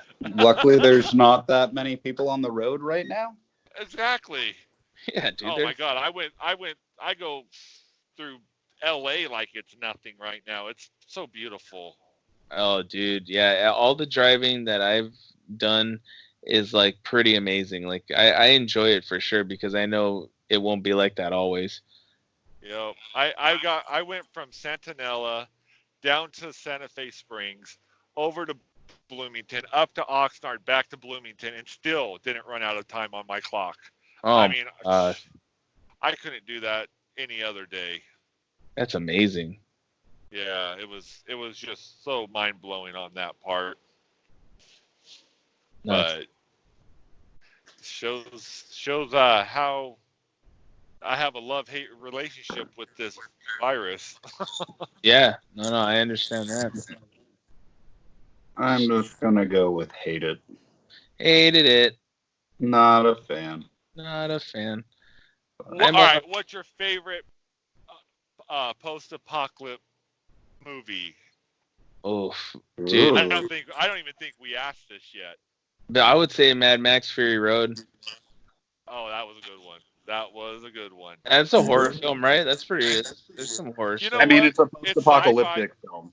Yeah, Sci-fi and horror goes hand in hand. They go hand in hand, dude. And that movie has some like pretty horrific images. Oh Like, yeah. That's just a fantastic movie, dude. Yep. The movie's so good. Yeah, it was. I think they did very well on that movie. That's like a suspense flick, like at its finest. Yeah, they have a Wastelands thing go on every year up by where close to my house, about an hour 45 minutes away from my house in the desert. Oh, nice. And yeah, I want to go one year. I want to get like a beat up semi truck and just Mad Max it out and take it out there, and I think that'd be so badass. Dude, why not, man? Yep. Especially Mad Max out a big rig, man. Heck yeah, that's what I'm talking about right there. And I can sleep in it too, so it's like, hey, I don't have to have a tent or a motorhome or anything. I just freaking sleep in the back. Dude, dude, you could just haul around like a trailer too, and then that trailer could be like a big old like rec center. Like you could do like something in the back there, put a ping pong table in there or something. You know what I mean? Like you can Oh deck that thing man, dude. Yeah, Yeah, There's made people some that foosball, make checkerboard. foosball. motorhomes out of the back trailers. RVs, Yeah, dude. And then imagine that just be like the place to chill. Everybody be trying to come over and be like, "Hey, can I party with you?" And you'll be like, "No." Get one that's a reefer so that you can set the temperature and have AC in there. Yeah, now you're talking. Set it for 60 degrees even and just have a nice chill area. You'll be like the most popular person, dude, because it's gonna be so hot, and you're gonna be like, "Oh, I'm chilling." It's going to be like, we'll give you this for letting us in for an hour. All right. It'll cost you 3 cans of soup and your dog. Yeah, dude, you could start bartering for like you can get all kinds of stuff, dude. Oh heck yeah. Dude, toilet paper's still gonna be a thing. You could totally just be like, "Hey, give me some rolls of toilet paper." That's gonna be cool. Yeah. It's still gonna be. I saw it today at like my little local bodega. They actually had it in like cases of water. I think the times are changing, guys. Nice, I hope dude. so. That's Or good. just no one's been in there yet for some reason. But Yeah. Well, it's also Well, no, it's the end of the week, isn't it? Yeah. Maybe it's an off week. People didn't get paid this week. No, I mean, it's the weekend. I think they just, I don't know, they're starting to get things after the initial everything being gone, I think. They're all starting to die off from not having the food they need. Oh, yeah. Yeah. That's really that's awesome. yeah. Well. So, PSA from Horror Nation, you should probably try to eat. Eat, guys. It's true, though, man. I got this friend I talked to today, and he's, like, not fucking eating. Like, he's just been holed up for, like, 3 fucking weeks, and he's just not going out. And I'm like, you have to eat, dude. Like, Yeah, so if any of you out there are up. forgetting, get fucking Instacart or something. Like, find a way. I know there's a lot of complications, but, like, if you're afraid to go outside, like, you should still eat food somehow. I'm afraid to go outside. Do some self-care, bro. Self-care, caring and sharing. Except Caring is sharing. not with your viruses. Don't share those. Wash your hands 6 feet away. Cootie-free Sharing zone. is not caring. Yeah, dude. Speaking Sharing- of killing 9 to 12-year-olds, did you guys like the movie Cooties? I love cooties with all It was my heart, great. dude. It was fun. It was a lot of fun. Fuck, dude. I just saw that for the first time a couple months ago, and it blew me away that I fucking missed this the whole entire time. 'Cause Such a good movie. fuck, dude. That's like literally my second favorite Rainn Wilson role. Like, that's better than Super as far as I'm concerned. That was Dude. so Oh, good. yeah. Rainn Wilson kills in that movie. It's so good, man. Since you mentioned cooties, have you seen Scout's Guides to the Zombie Apocalypse? I haven't done it yet. I Mm. saw that it's out there. Good stuff? That is a fun movie. Have you seen this, Trejo? Nah, dude. I've seen Huh. Cooties. Cooties was Spoiler alert, one scene is going to make you grab yourself and thank God it's not you on the TV. All right. That doesn't seem like too much of a spoiler. No. I'm gonna watch it. Yeah, you should. Fuck It's, yeah. it's hilarious. We can live stream that after we watch Gleaming the Cube together, Trejo. So. Gleaming the Cube. Oh, dude, that's on Hulu, I believe. Is it? Oh, see, so we really are doing this, I believe it's on Hulu. dude. I'm gonna So good. That up, dude. Fuck Is it yeah. Cleaning the Cube? Gleaming the Cube. It's an 80s as fuck Christian Slater skateboard movie. Oh, okay. Totally like Oh, an action thriller at the same time. Tony Hawk's in it. I don't know. It's I fucking know rad. what It's you're probably the first talking time I about. ever saw the Cramps or anything like that. It's got an alright soundtrack. It's good. Yeah, Right. it's got a good soundtrack for sure. But yeah, Gleaming the Cube's sick.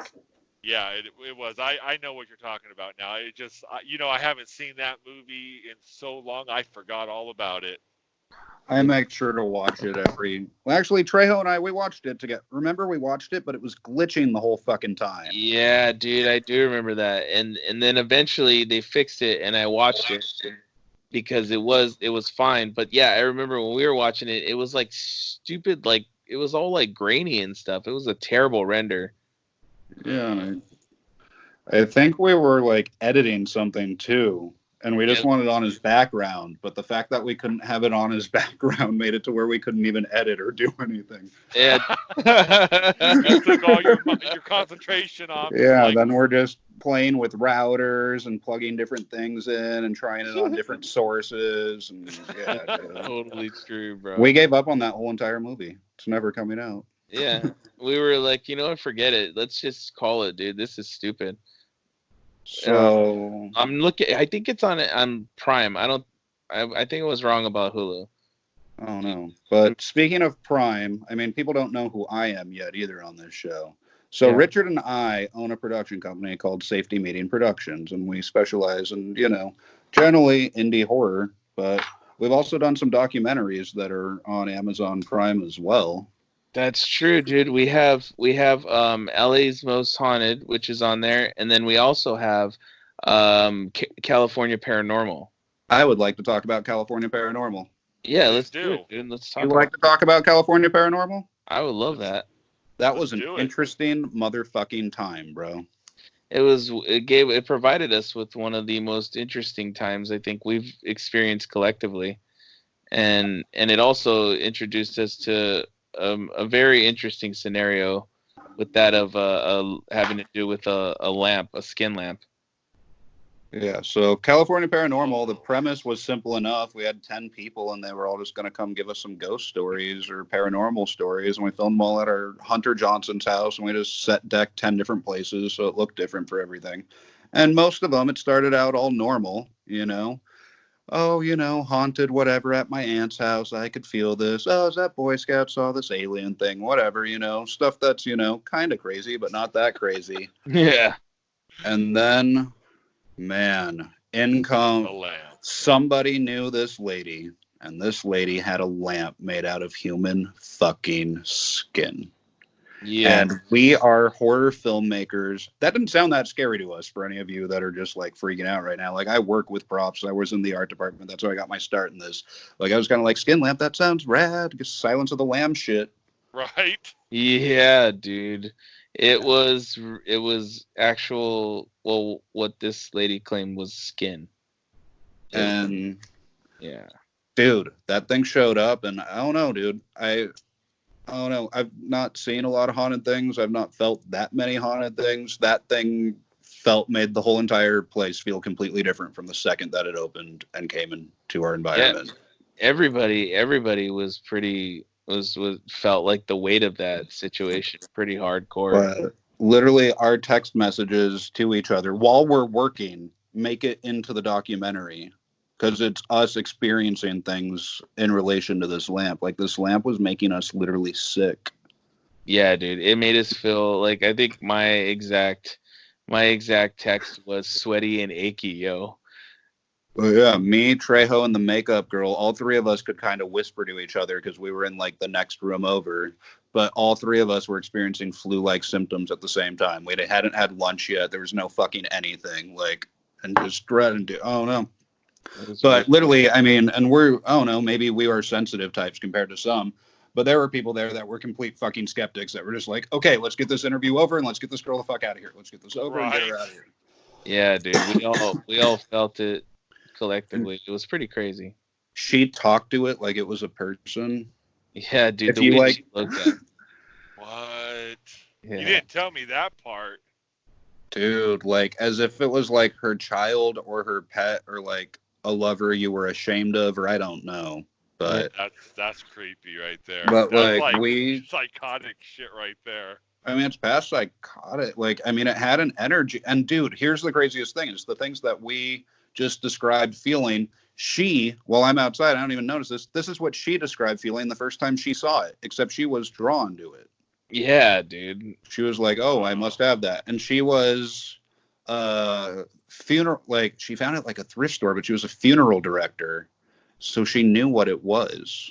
Yeah. And the scariest thing was that she says is, you know, because you guys are all hearing this and you're like, you know, oh, World War II, you know, there's some relics lying around or whatever. She believes it to be less than 10 years old.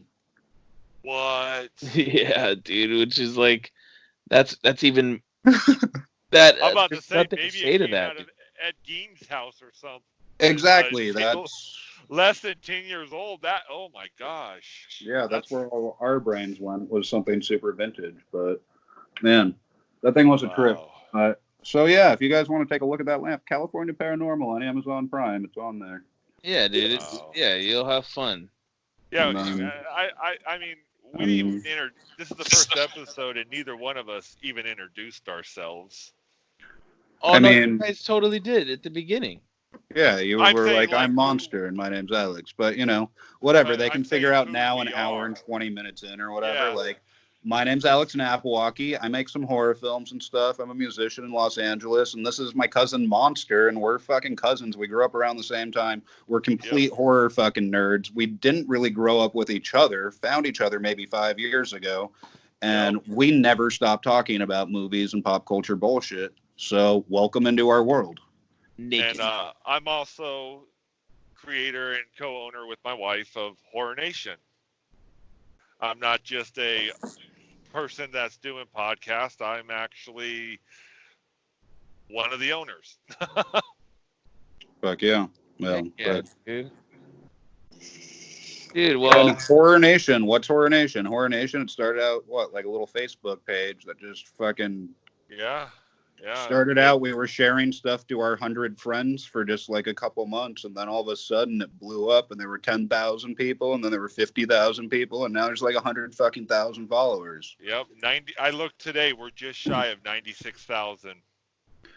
That's crazy, dude. That's grassroots. There hasn't been a fucking ad once. There hasn't been Never anything. paid for promotion. Nothing. Just doing it with. That's. Well, I got to give all the credit to my wife. I mean, she's Liz the one is. I mean, the best analogy was earlier, dude. You and I were like playing with kindling, and then she just fucking threw gasoline on Yeah, it. Like, we're playing with kindling. She goes, "Move, bitches."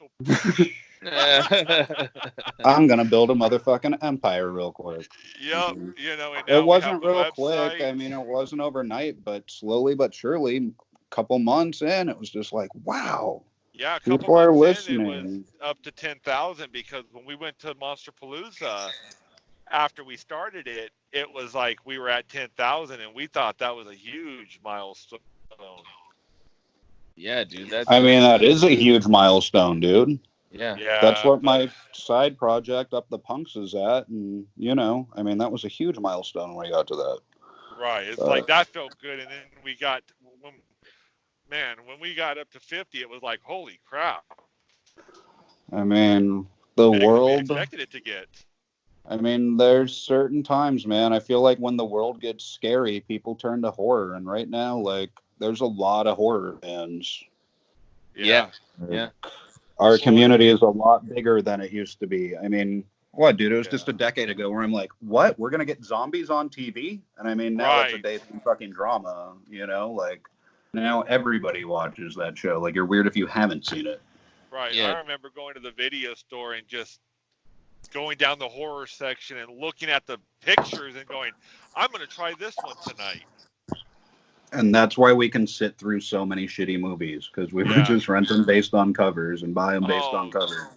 Yeah, dude. I'm all about those covers, dude. I mean, the saddest part of the day was going to the video store, seeing a cover of a movie that looked amazing. You pick up the box and there's nothing behind it. Oh, yeah, dude. That was an emotional feeling. Yeah, dude, I just got anxious about that right now when you're talking about that. I'm pretty torn up about it, actually. 9-year-old Alex at Blockbuster on like a Friday, bro, right after school. Crying, dude. That would happen with video games, too. It was very traumatic. Yeah. Oh, my gosh. Very traumatic. I go by a Blockbuster still all the time up in Bend, Oregon. Oh my God. You have to go around, and we have to do a podcast while you just walk around it. Yeah, I do. Tell us what you see. The only problem is that there's no parking nearby for my truck. We'll we'll pay for the Uber, bro. We'll figure it out. Yeah, we have to. It'll be worth it for the pilgrimage. Get your Razor scooter or mountain bike. I don't fucking know. But, mountain bike. Wait, get my dude, old skateboard. My best friend lives in fucking Bend, Oregon, bro. Does he? Bend, Oregon. Well, he lives in Redmond. So. Which is the next city north of it. Yeah, it's 15 minutes away, dude. You park by him, drive, go there. You guys will get along like fucking. Yeah, he's one of us. It's all the same. But that's a trip, dude. God, I want to go to Blockbuster so bad. So do I. I haven't been to a Blockbuster since they shut down. And you pass by it enough that you could actually get a membership card and like return stuff a week later, probably. Yeah, I just have to pay the late fees. It'll be worth it. Paying a late fee for the first time in this amount of time would actually feel good. It would, because it brings back old I would memories love that. of, crap, I forgot to turn this in 3 weeks ago. Shit. Yeah, dudes, I want to go to Blockbuster. Make sure to not rewind it, just to get that no rewind fee too. My truck. We all pile in my truck and we take a road trip up. Let's do it. It's a pilgrimage. Let's do it. I'm totally down. You guys are okay with sharing the top bunk, right? Yeah. I don't think we'd be able to stay 6 feet away from each other. Yeah, that's the hard part, bro. After social distancing, we'll do the shit out of this shit, guys. Yeah, let's do it, dude. I'm so down for that. Or, I don't know, maybe just put up with some like saran wrap barrier or something like that. Yeah. Cool. I'm sure that's there enough. You go. We could isolate it with like carriers. Yeah. You guys have seen carriers, right? Yeah, dude. It'll be Yeah, You- that person was in the back of the Suburban. They isolated it and cleaned the front so they could sit in it without getting. I mean, shit. There we go. Let's do it, guys. I think It's almost too easy. I think we'll see. Yeah, we'll see if we all end up with the coronavirus afterwards. Yeah, we'll see, dude. But I don't know. With the potentiality of going to Blockbuster and enjoying that kind of freedom again, it might be worth it. I'm totally down, dude. Let's do it, guys. Instead I of me want to just go through the horror section of it and see all those cheesy ass horror movies again. Oh, I can't wait. oh man. Let's do Right? it. I miss just going to like fucking Best Buy and like buying a couple DVDs just based on the cover. Not even renting, just full on committing. I'm buying this fucking thing. It's not the same though. It really isn't. No, it's just what it came to after The that. but thrill. Now the thrill section's of so picking small. up that box and finding out if there was one behind it when you really wanted it. That was like playing Russian roulette, you know? Yeah, dude. Now the thrill is gone. Yeah. No, now you know, the thrill is me staring at my fucking Netflix screen for a half hour, not choosing anything. Yeah, I Oh. know. It's like I want to watch a movie. An hour later, oh, okay, that Yeah, What was maybe it I wanted to tomorrow. right. What was it I wanted to watch? I just added 50 movies to my watch list. Dude, here's the thing. So, completely unrelated topic, Napiwocki. You know that, like, apparently I have 20 mutual friends of DB Sweeney. And we were just talking about Cutting Edge. Oh, I'm sorry to say that. So like, I don't know why, like, in this you quarantine. gotta hit add. Dude, yeah, you got it. I did. So here's the thing: is like throughout this quarantine, like I've been watching all these random movies, like Neverending Story, Disturbia. I saw was another one with Shia LaBeouf. In quarantine. Right. It just made sense. But then another one, which has been a curveball, was Cutting Edge with DB Sweeney. And it just so happens that, like, yeah, dude, I'm sorry to do that, but like I had to mention it because it's DB Sweeney, dude. It's DB Sweeney, bro. If there's a reason to sidebar, anything Cutting Edge related ever is it, but also a close connection to it. I mean, what if he accepts while we're on the phone right now? I know, dude. And then guess what? I'm gonna be like, hey, dude, me and my buddy Napiwocki are starting a band called Toe Pick.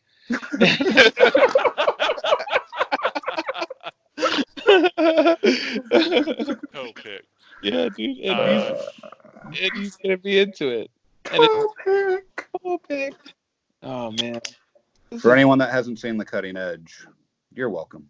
And sorry at the same time. It's fucking an ice skating romantic comedy from the 90s, but it's got something. It's It definitely really does. not a horror movie, but hey.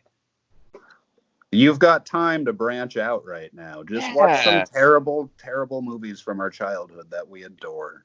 Guess Um, what? Exactly. What we should include in our list is, like, after all those disturbing movies we've mentioned to watch, you should have your palate cleansers, like Cutting Edge or Neverending Story. It's also kind of a sad movie, but hey, Yeah. it's a palate cleanser. Or maybe watch Freddy Got Fingered. That's a palate cleanser. Like some sausage? Yes, exactly. Like there you go. See, there's for every disturbing movie you watch, throw in a palate cleanser. I mean, some people might call Freddy Got Fingered a disturbing movie, Yeah. No, but a palate cleansing disturbing movie for sure. It's not like a Cannibal Holocaust. There's no animal fucking sacrifice or You keep anything. mentioning my favorite movie. Now I got to watch it.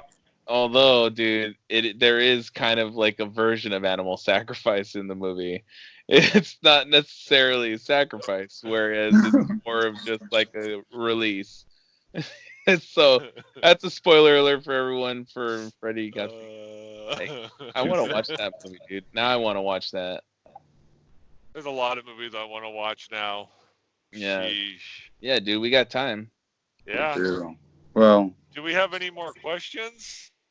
what did we have questions? I don't know. Fuck, dude. Next time we should have questions. I've lost all track of sanity with this conversation. Oh, That would dude, be smart. this conversation has like ran the spectrum Oh Of- yeah. of topics. Like we've done a lot within an hour and a half. Like we've done a lot. Most of it I'm is comfy. always it's all been wrapped around to like, Corey Feldman. Corey Feldman, for sure. And Rock and Roll High School Forever. Part 2, that's what we're gonna do next. Oh yeah, part 2. We're making it, guys. It's gonna happen, and Corey Feldman's gonna be down. I know that. He's gonna be, bro. It's gonna be good. Can we do, instead of a fridge, can we do a stove this time? Sure, it's large. It's appliance worship.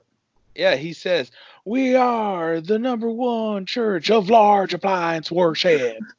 Exactly, So it could be a stove. It could be anything that's a larger appliance, a dishwasher. That couple is so fucking John Waters, dude. Oh, like they're God, yes. straight out of fucking 70s Baltimore. It's amazing. Oh, Warren! It's the Lithuanians! Oh my gosh, dude. Well, don't just stand there, Martha. Get the camera. Oh man, that was a beautiful. Yep. John Yep. Waters. I just Flush 'em, can't boys. say anything. Yep. I'm lost for words. Yep. Yeah, that's the way it is. Yeah. So, are you still doing your podcast, Disturbing Talks? Not really, man. I stopped doing it just because, like, just trying to maintain it and stuff, and trying to get like all this other stuff off the ground. Like, I kind of put it on the back burner, so it's still there, but it not You were really making your name with film for a while. Yeah. I'm eventually, like, now would be an excellent time to go back to it. But like also like right now I'm just trying to I want to work on music too. Like, I love music and I want to make music. So that's what I've been working on, some of that, and also writing, just trying to stay as productive as I can right now. Do you have a favorite band? Dude, okay, favorite band like of all time or favorite band right now? Yes, I'll give you both. Okay. Yeah.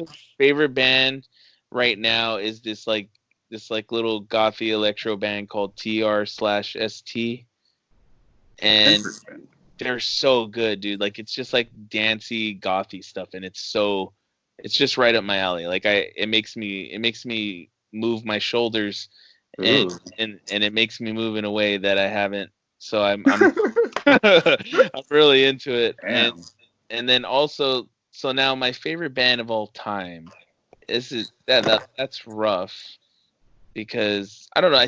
I'd say it's probably Led Zeppelin, and I say that only because it's the stuff that I can like put on at any moment, and it just like it makes me feel something. Like Dazed and Confused, yeah, or like Yep. Dazed and Confused is like one of my favorite songs, dude. I love that jam. Or like what's a Immigrant Song? Like, I love that jam. Like, there's just like every time I listen to a Zeppelin song, it makes me move in a different way as well. They have a lot of great songs. They really do. Yeah, dude, and they're like pump up songs. I just like, I don't know. I just like the way the composition of them. Oh yeah. Yeah. Were your parents into them? My mom was probably into them a little bit. It was mostly like my sisters that were into them, and then that translated to me. I would say like, yeah, like I probably got into them once my sisters introduced me to like their music. Before that, my parents are always been in, like, my dad's into oldies, my mom's into like Motown oldies and like 50s doo-wop and stuff, and then my mom's into like R&B and into like a lot of like, she likes like classic rock and stuff, but like mostly R&B and soul. That's all I'm able to listen to right now, man, is like 60s soul and R&B. I've like put all punk rock on hold since this shit started. Yeah, dude, you gotta just Gotta chill out. yeah, Gotta chill. relax. I can't start a riot or a revolution right now. Nah, dude, that's the least of what everybody needs right now. No, I need to Right. just stay put and fucking chill. Fucking Yep. have some island music and fucking just chill the fuck out. Like, Yeah, Yeah. you need some like Island in the Sun by like Weezer or something, dude. Did you see that Hard Times article that was like, Weezer releases collector's box set, or Oh, Just first album 10 times. that's so smart, dude. Or greatest hits. That's what it is. All their music is just like so like happy go lucky. Even like Hash Pipe is like dun dun dun dun dun dun dun dun dun dun dun. You know, it's like you could still move to like all their jams. Yeah, even when they get sad, you know, Memories, like that's a sad song, but it's like totally major key fucking sing along, fucking. It's almost like a fucking children's sing along. Exactly, dude. Like that's the group to listen to right now. Oh, I'd go crazy. Yeah, you can't do that. Dun dun dun dun dun No. dun dun dun dun dun dun. I'm not a fan of Weezer, cuz. I'm not really, no. That's okay. You don't have to. Yeah, dude, it's okay.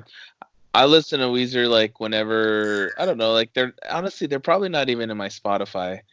But like, you know, their music is very happy. It's also just a good juxtaposition to what's going on right now. Right. Yeah, if you Well, hate Weezer, don't listen to Weezer right now. But find your happy place. I don't hate Weezer. It's just, I mean, if I put it on like my 90s rock or whatever radio, then and it comes on, I won't skip it if it's a song I like, you know. But to go out and listen to full albums of theirs, no, I don't do that. Nah, dude. Nah, that's true. I haven't listened like to a full album of theirs. I don't even honestly think I've ever listened to a full album of theirs ever. It's mostly just been like songs. Oh, and 1 Mile, keep right. But sorry about that. no, you're good. I've listened to like Weezer songs. I should just put that, like Island in the Sun was like blaring on the radio so hard when I was a teenager. That thing was just going. Right. Stop, dude. Yeah. That was also it was a weird time for music. Oh yeah, Sugar Ray. That's what I was gonna say, Sugar. That's literally where my mind went. Oh, that's pretty bad. Dude, that's why I didn't want to go down that road, because then we'd be like, oh, Lenny Kravitz. Yeah. You know, we'll just Limp Bizkit. Limp Bizkit. Oh no. Oh, and then after that point, it's just like, we got to stop, guys. Yeah. I'm still a sucker for the movie Father's Day. Yes. No, dude. Son-in-law. Well, Son-in-Law, Son-in-Law. obviously. That was an accidental curveball. But You Middle America. Timber Eaters. Yeah. Oh my gosh, that movie's so good. But yeah, Father's Day too, man. that's what I meant because of Sugar Ray. But Son-in-Law is such a better movie than Father's Day, like exponentially. Excellent. But, of course, I'm not going to bring up the horror movie Father's Day, which is also a good movie. But no, we're talking about the Billy Crystal, Robin Williams one. Yes. Because why the fuck not? What? All right. What holiday has your favorite holiday horror movie? Favorite holiday? Oh, Christmas Evil, dude. Nice. Yeah, Christmas has all the best horror movies. Yeah, Oh, dude. But yeah. Christmas Evil is like a legit movie. Yes. Like in general, that movie's like, if it wasn't a horror movie, it's just like a legit film. Like Right. it's really like well done. The cinematography is like super amazing. The like story is really good, and it's just that movie's just overall amazing. I love it. Yep. Exactly. Yeah, I'd say Christmas has great horror movies. I actually like Uncle Sam Oh, nice. Okay, during 4th of July. dude. I don't think I've ever seen Uncle Sam. No, No, man. it kind of has a Crypt TV. You follow Crypt TV, right? Yeah, They did a 4th of July short with a killer on 4th of July. It actually kind of copied Uncle Sam. Oh, dude, that sounds pretty cool. Yeah, it's a guy that came back from war, dead. He died at war. They brought his body back, and he comes back from the dead and dresses up in an Uncle Sam costume and kills people. Oh, dude, now we're talking. Yeah, so it's actually pretty good. I like it. That sounds cool, man. I'll watch that too. Just gotta add it to the list. Quarantine Thanksgiving. list, man. This is the time. Yeah, dude. Thanksgiving is always good, too. Thanksgiving is fucking hysterical, dude. Holy shit. I forgot about that movie. Fuck, that was I so almost good. bought the puppet prop of the head of the turkey. I backed that decision, dude. If you don't got to eat for a week and you get that, that's fine. Yeah, I know. I wanted it so bad when I saw it for sale. And it was signed. I'm like, oh, come on. Dude. I wanted it so bad. Do you own any like horror collector artifacts like that, Trejo? Dude, I don't. You know, man, I don't You really own a have. Freddy glove or anything like that? Nah, dude, I don't have any kind of like. I don't have any art. The only thing I collect is just like I buy movies. I just buy a lot of movies. So I have just like a lot of like physical copies of You own film. a lot of fucking movies. Just a ton, dude. I just own a lot of movies, and that's it. Like if anything, that's the only thing I. You own a lot of soundtracks too. Oh, I do own a lot of soundtracks. Yeah. Yeah, so I guess that's it. That's like really it. But you were never like, I need a Michael Myers mask. Nah, dude. I never got into that part of it, which is like thankfully because I would have just like never had any money at all. Right. Yeah, that all needs to go to Film Gear. Yeah, dude, Film Gear is where it's at, dude. That's where I put my money into. Oh yeah, we have a massive collection of horror. Our whole DVD rack in the living room is just nothing but horror, and we don't even have room on it anymore. Honestly, we need to get a bigger one. Yeah, dude, I have. And that's not even our VHSs we own. Yeah, dude, that's cool. Like I think that's I put all my stuff into movies. It's kind of where my money goes. It's just either buying movies or buying stuff to make movies. Do you do VHSs too, Trejo, or just DVD? I got some VHSs. I don't have I'm not like Hunter Johnson's another a dude that he collects the heck out of tapes. Beautiful. Dude. It's gorgeous, dude. And he has right now we're roommates, so he has his room like a video store almost, dude. It's just like one wall is completely VHSs, and he has it broken down into different things like action movies, and then even obscure stuff. I even think he has a William Dafoe section or something. I don't know, but it's weird stuff. You know what I would include in my William Dafoe section, just as a sidebar? Speed 2 Cruise Control. Oh yeah. When he puts the fucking leeches on himself. Yes, dude. I would 100% include that in there. Definitely. God, Willem Dafoe. Yep. I don't even know if I could choose a favorite Willem Dafoe movie. Oh, that's. Besides Speed 2, Cruise Control. Dude. Otherwise, I would waste it on Boondock Saints or The Loveless or something. Oh, Boondock Saints is fantastic, yep. dude. His character in that is fucking unreal, dude. Too good, man. That whole movie's fucking flawless in my book, but fuck, he is probably the best character in that movie. I agree. He's an amazing actor, period. Have either of you guys ever seen The Loveless? I don't think I saw I haven't. No. So it is directed by Catherine Bigelow, and it is a remake of The Wild One in the 80s. And it stars Willem Dafoe as essentially Marlon Brando, and the fucking bikers take over the fucking town, and fucking Robert Gordon, Rockabilly Dude's one of the guys, and the music's rad, and it's super dark, super sexy, super red. I feel like it's a Trejo movie for sure. I'm gonna watch it, dude. If you want 80s Willem Dafoe and tight leather, I don't know if that's your thing or not, but I have a feeling most of our listeners it is, because it's 80s Willem Dafoe. Yeah, dude. So if you want your bad guys to look fucking awesome, it's tight leather, dude. I mean, all you had to say was that. And also Catherine Bigelow, dude. Catherine Bigelow is awesome. Dude, I mean, she made possibly the greatest movie of all entire time. Which one, Point Break? Yeah, exactly. Come on, no, another answer. Come on, bro. Well, didn't she do what was it, After Dark, or what was something Black Hawk Down. Oh yeah, was it? Yeah, Black Hawk Down. No, did she do Black Hawk? No, I made that up. I just made that up. That was a thing. It's Zero Dark 30 or something. Zero Dark 30. That's a good movie. No, she did Hurt Locker. Did she do Zero Dark? I'm gonna keep naming movies that she did not do. Did she do? Didn't she do She did Commando? Ghostbusters, right? That was her, right? She did Commando, right? Oh man, Commando. She did Rambo 2 and 3, right? That was She her. did. Okay. Yeah, she did Rambo 5. Oh, okay. Is that? Wait, aren't we on Rambo 5? I think it's 5. Fuck, weird. It's so stupid. I like Oh. the last one. The 4 was great, dude. 4 was the had fuck, dude. Talk about a kill count. I didn't see him. Easy. I stopped after part 3. Oh no, C4, cuz C4? C4. 4 was a delight. I had a good time. Did you enjoy it, Trejo? 4 of Rambo. Yeah. Oh yeah, dude. 4 was amazing. I'm definitely Yeah, dude. have to It check has that a one higher out. kill count than the Expendables. Oh shit. Oh yeah, dude. And that he's like at the end, he's just tearing people apart with the 50 cal.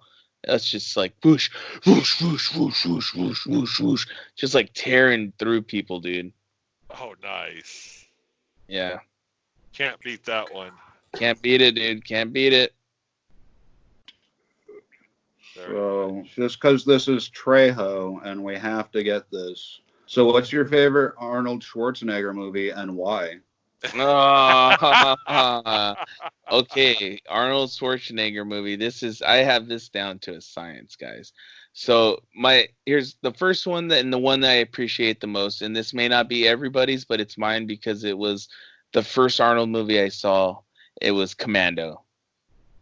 And I say that because it's cheesy and it's the one, like I said, I saw it when I was a kid and it totally blew my mind.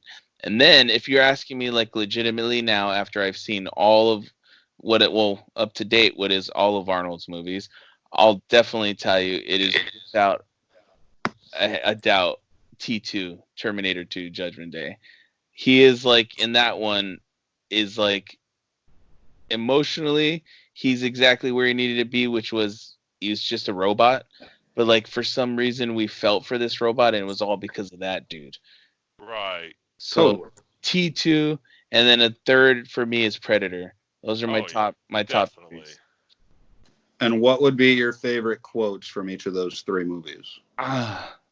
Okay. So here we go. So T2 would be, and it's only because I just love the way he says it when he says, "My CPU is a neural net processor, a learning computer." It's just the best. I just love the way he says it. Perfect. Oh, that was great.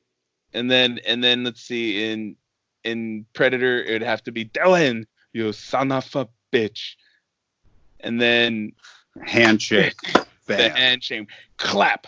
And then let's see, in Commando it would be see, Commando's hard because in Commando you know what, here we go. Okay, Commando, I already got it. Commando is when he says, "Hey Sully, remember when I told you I'd kill you last?" And he's like, yeah, you're right, Major. You did say that. He goes, "I lied." And then he drops the dude, and then it just goes, it's the ground.